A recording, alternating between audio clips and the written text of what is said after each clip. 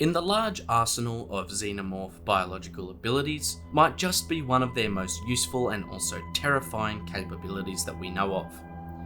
I am of course talking about egg morphing, and in today's Biology Explained I would like to explore in depth how and why this feature of the alien is so important to their continued status as the perfect organism. The process of egg morphing is a rather simple concept on the surface. The process occurs under a few special conditions that make it so useful.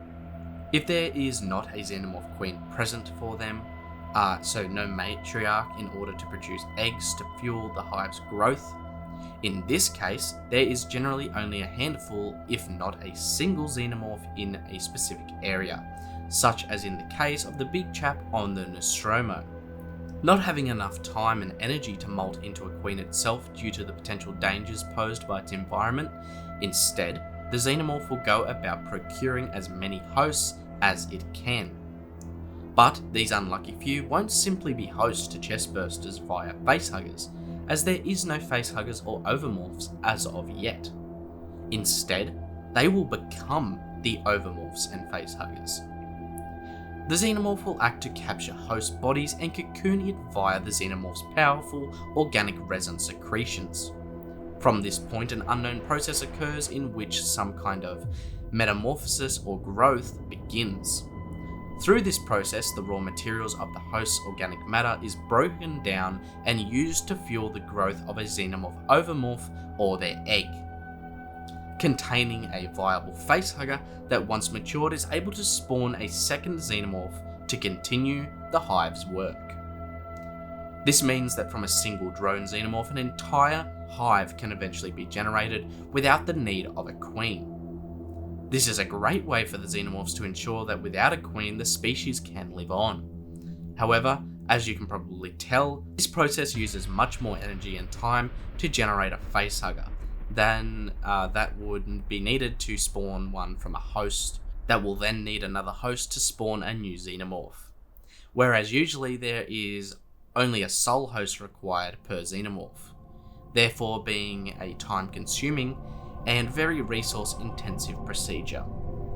However, aside from this, the host organism does not have to be alive for this process to work. Necrotic tissue are equally as viable for the metamorphosis. Our best example of egg morphing is actually in the first film, Alien.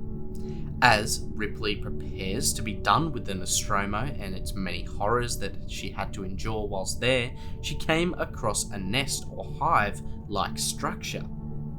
There, she saw the monstrosity that was unfolding before her. Dallas, barely alive, and Brett, barely human. The process of egg morphing was in full swing on Brett, and his body had been almost completely consumed by the egg's growth. Dallas, however, was taken alive, and was just barely that when Ripley discovered him. The ovomorph generating was heavy into the process of forming, as Dallas's tissues, organs, and everything was slowly being stripped away, revealing more and more of his internal structures through the thin layer of skin that remained. Prior to the previous belief, the eggs or the ovomorphs are not generated from the host.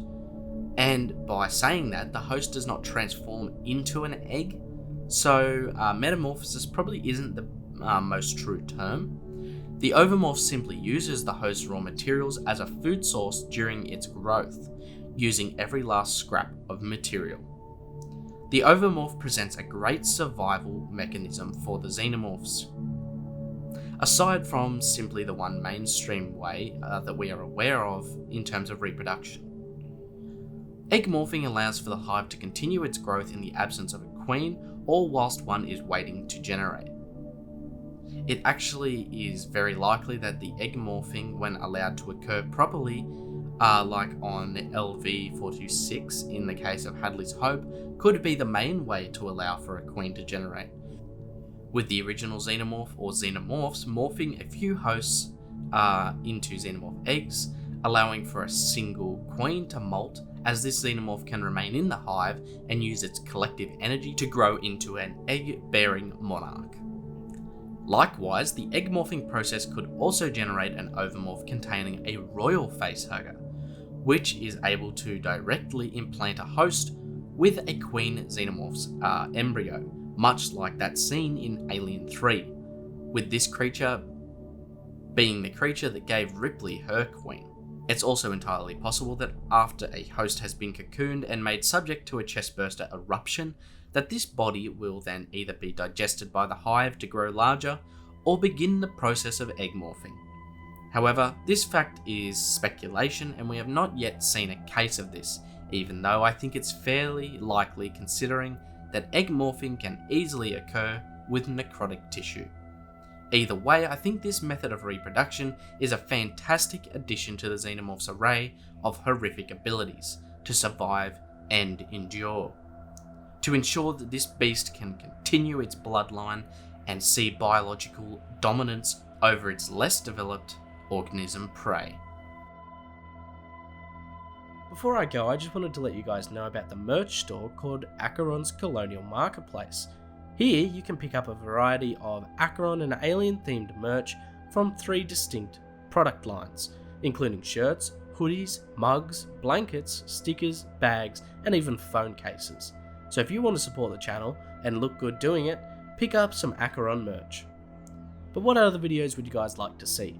If you have any ideas or have any questions you would like answered, please meet me down in the comments. If you did enjoy the video, please leave a like and go check out Project ACHERON on Twitter and Discord. If you want to support me further, you can become a patron where you can get access to early and behind the scenes content, the monthly and Alien Day giveaways, as well as the patron only engraved set of items. I hope you guys did enjoy the video and I'll talk to you guys in the next one. Until then, this is Project ACHERON, signing off.